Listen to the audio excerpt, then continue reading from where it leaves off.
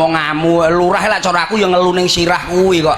Kok ngelune sirah. Iso ngelu ning sirahe lho lurah kok. Lah kowe lek mikirmu apa lah lurah ki maribasan? Ya lurah ki telu sing diarah ki kemajuane desa, pembangunan desa, kemakmurane para warga. Terus bengkoke gede. Bengkoke gede, gawe nek sak hektar metu 8 ton. Nek wis 10 hektar wis pirang ton sing metu. Dadi Pak Lurah ki sambene akeh, penghasilane akeh. Lah kuwi teko kuwine tok. Lah lek saiki bendina njajali. Apa? Senin, Selasa, Rebo bendina terus enek wong becek, terus enek undangan kuwi. Saiki wong sitok sedina 5 lho. Rata lek 50 kan isin lah lurah yan. Ndandaki ya 100, sedina 500 gak bosok sirahe lurah.